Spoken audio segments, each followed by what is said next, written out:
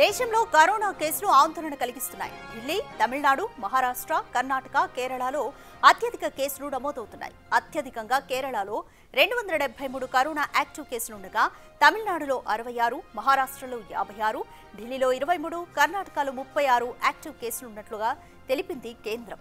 Corona సోకి మరో 2 ప్రాణాలు కోల్పోయారు. మహారాష్ట్రలోని థానేలో 21 ఏళ్ల యువకుడు చనిపోగా బెంగళూరులో 84 ఏళ్ల వృద్ధుడు మృతి చెందాడు. అయితే వీరిద్దరూ ఇతర అనారోగ్య సమస్యలు కూడా ఉన్నట్లుగా నిర్ధారించారు. కరోనా కేసులు పెరుగుతూ ఉండడంతో ఇప్పటికే కేంద్ర ఆరోగ్య శాఖ అలర్ట్ అయింది. అన్ని రాష్ట్రాలను అప్రమత్తం చేసింది. ర్యాపిడ్ టెస్టులతో పాటు ప్రత్యేక వార్డులు సిద్ధం చేయాలని సూచించింది. ఇటు ప్రజలు జాగ్రత్తగా ఉండాలని హెచ్చరించింది. జనసంచారం అధికంగా ఉండే ప్రదేశాలకు వెళ్లేటప్పుడు మాస్కును ధరించాలని సూచించింది.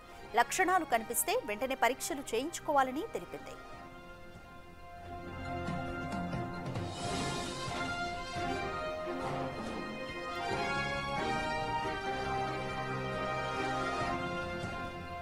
మోర్ డీటెయిల్స్ మా ప్రతినిధి శివ అందిస్తారు. శివ, దేశంలోని కొన్ని రాష్ట్రాల్లో కరోనా యాక్టివ్ కేసులు అయితే పెరుగుతున్నాయి. ఈ నేపథ్యంలోనే 2 మరణాలు కూడా ప్రజల్ని ఆందోళనకు గురి చేస్తున్నాయి.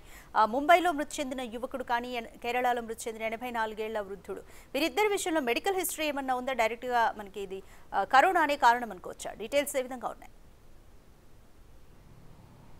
రైట్ రాధిక, ప్రధానంగా చూసుకుంటే గత కొంతకాలంగా కూడా కరోనాకు సంబంధించి కొన్ని కేసులు వస్తున్నప్పటికీ కూడా ప్రపంచ దేశాలతో పాటు భారత్లోనూ ఇప్పుడు కరోనా కేసులు రోజు రోజుకు ఎక్కువయ్యాయి. అందులోనూ నగరాలతో పాటు అంటే వివిధ రాష్ట్రాల్లోని కేరళ, తమిళనాడు, కర్ణాటక, మహారాష్ట్ర, దానికి తోడు తెలుగు రాష్ట్రాల్లో కూడా స్వల్పంగా కేసులు అయితే నమోదవుతున్నాయి. మరి ముఖ్యంగా కేరళలో అత్యధికంగా కేసులు నమోదవుతున్నాయి. మీరు చెప్పినట్లుగా 84 ఏళ్ల వృద్ధులు చనిపోయారు.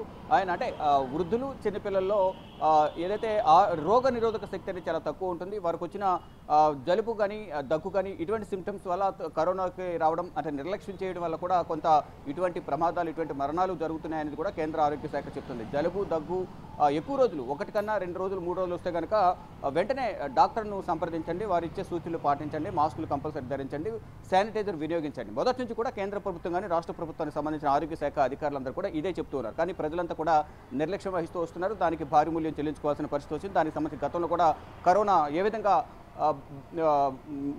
ప్రజలను ఏ విధంగా ఇబ్బంది పెట్టింది, ఎంతమంది చనిపోయారు అనేది కూడా మనం గతంలో చూసాం. భారీ మూల్యం చెల్లించుకున్న పరిస్థితి గతంలో చూసాం. దాన్ని దృష్టిలో పెట్టుకుని దాని నుంచి గుణపాఠం నేర్చుకోవాలి, ప్రతి ఒక్కరు కూడా జాగ్రత్తలు తీసుకోవాలి, నిర్లక్ష్యం వహించొద్దంటూ కూడా కేంద్ర ప్రభుత్వం ఆదేశాలు జారీ చేస్తుంది, పలు సూచనలు చేస్తోంది.